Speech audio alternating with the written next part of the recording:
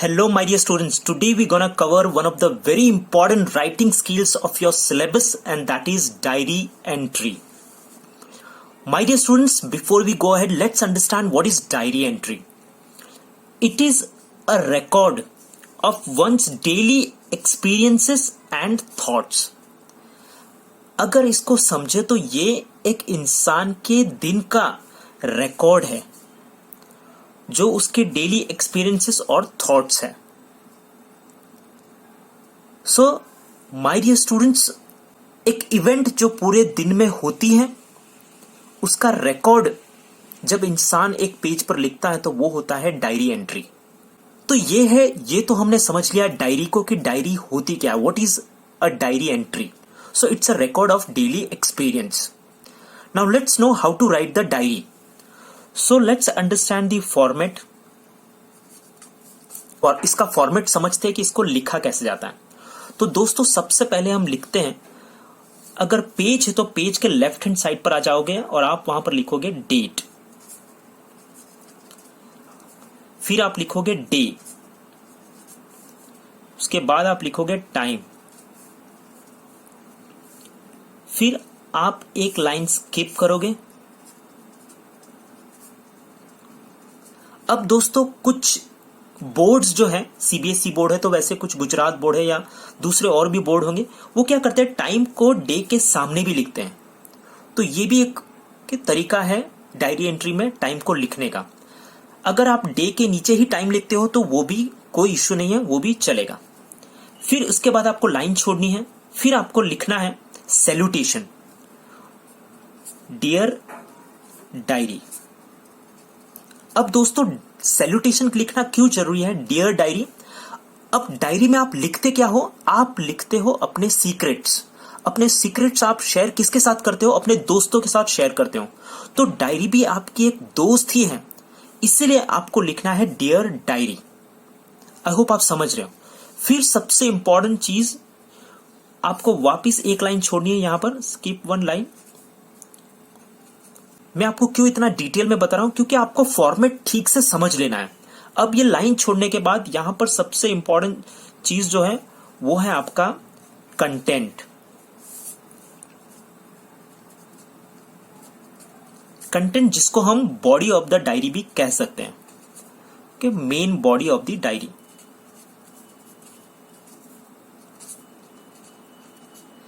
ये बहुत इंपॉर्टेंट आपका पॉइंट है यहां पर, main body of the diary.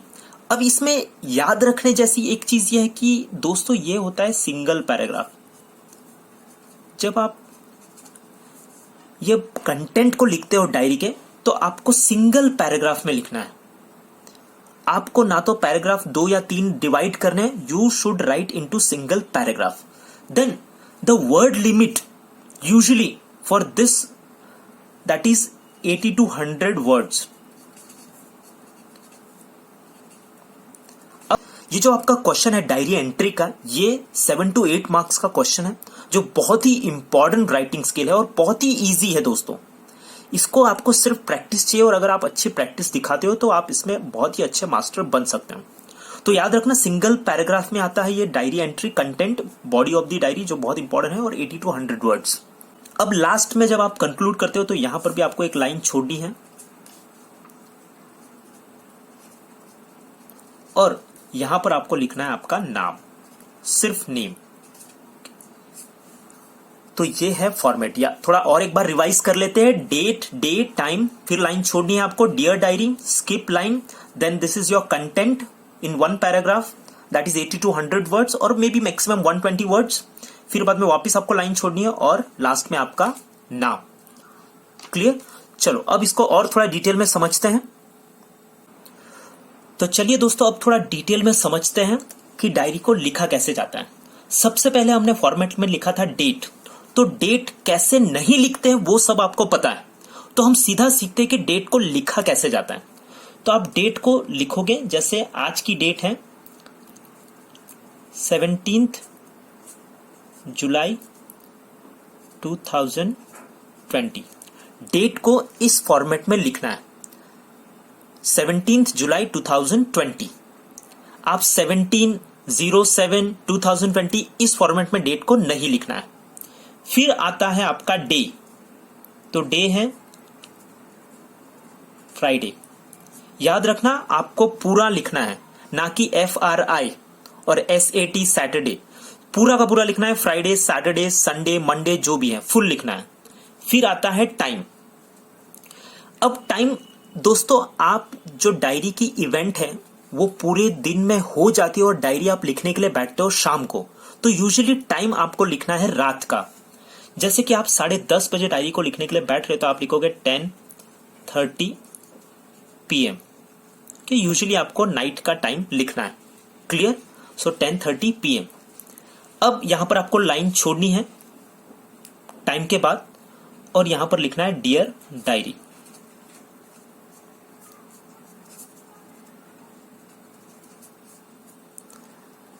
अब डियर डायरी के बाद आता है आपका मेन कंटेंट, जो आप यहां से लिखना शुरू करोगे। याद रखना मैंने आपको कहा है कि the content should be in the single paragraph. अब कंटेंट में आपको याद क्या रखना है? सबसे पहले the diary should be in the first person.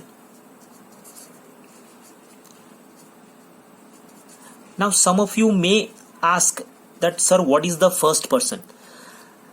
The diary is the event of an individual person. इंसान अपने बारे में उस डायरी के अंदर लिख रहा है, so the diary should start with I, first person singular I. अगर उस इंसान के साथ कोई और इंसान भी जुड़ा हुआ है, जैसे उसका भाई या दोस्त, तो इंसान फर्स्ट पर्सन प्लूरल में भी लिख सकता है, वो है we.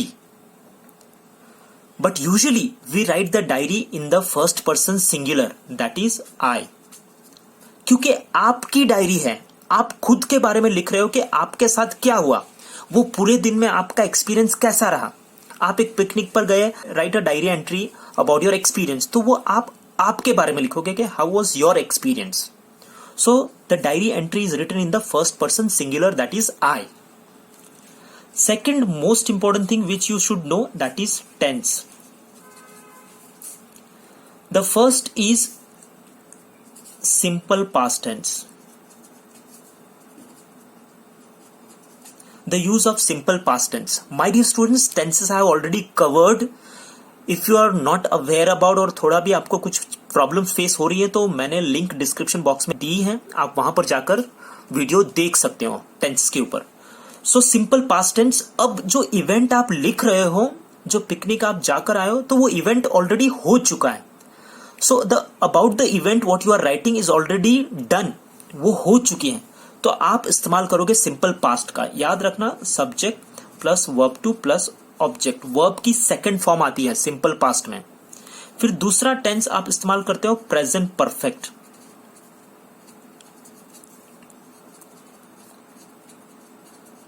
Present perfect, so that is subject plus has have plus verb 3 plus object. So you use the present perfect. And third is future. अब फ्यूचर में आप या तो सिंपल फ्यूचर का इस्तेमाल कर सकते हो या तो फ्यूचर कंटिन्यूस का इस्तेमाल कर सकते हो. अब आप डायरी की शुरुआत करते हो तो directly don't start with okay means I first you can describe the day. आप पहले दिन को डिस्क्राइब करो. If you attended your friend's birthday party तो आप पहले दिन के बारे में बताओ तो it was a really beautiful day. My day began with a beautiful sunshine.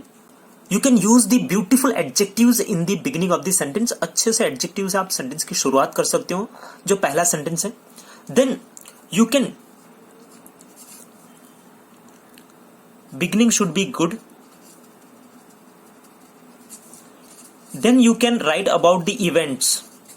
जो इवेंट हुई है, जो घटना हुई है उसके बारे में आप लिख सकते हो.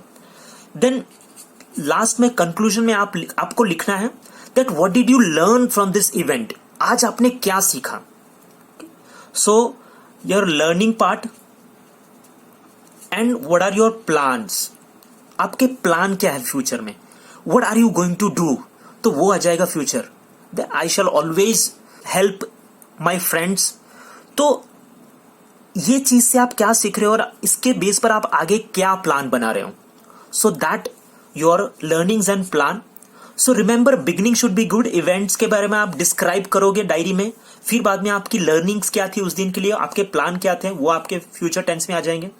सो remember my dear students that the most important thing in diary is the creativity. You should be very creative. आपने ये वर्ड बहुत सुना होगा, लेकिन आपको ये ध्यान में रखना है कि you are not writing for only yourself, you are writing for the one who is going to check your diary entry. He should be happy to read your diary. So your language should also be impressive. Don't be so simple and sober. So that creativeness should be seen in your diary. And after writing the content, the main body of your diary, you have to skip one line and you have to write your name here. Okay, जैसे मेरा नाम है कमलेश, तो मैं सिर्फ यहाँ पर लिखूंगा Kamlesh and I'll end. Okay, so this is not that formal, so you'll be informal और आप सीधा अपना नाम लिखकर इसका एंड कर सकते हो। आई होप दोस्तों आपको समझ में आया है कि डायरी कैसे लिखी जाती है। लास्ट में मैं आपको एक क्वेश्चन भी देने वाला हूँ डायरी का, जो आप सॉल्व कर सकते हो अपने आप for just your self practice. So I hope you have understood what is diary entry. अगर दोस्तों आपको ये वीडियो अच्छा लगा है तो वीडियो को लाइक करो, शेयर करो अपने सारे दोस्तों के साथ, कमेंट करो, कमेंट करके मुझे बताओ कि वीडियो कैसा लगा। अगर आपको कोई भी प्रॉब्लम है, कोई भी दिक्कत है या कुछ नहीं समझ में आया तो कमेंट करके मुझे बताओ। I will definitely solve your doubts. अगर आप चैनल पर नए हो तो चैनल को सब्सक्राइब करो और बेल आइकन को प्रेस करना बिल्कुल मत भूलना। आज के लिए इतना ही, मिलते हैं अगले वीडियो में, तब तक के लिए जय हिंद।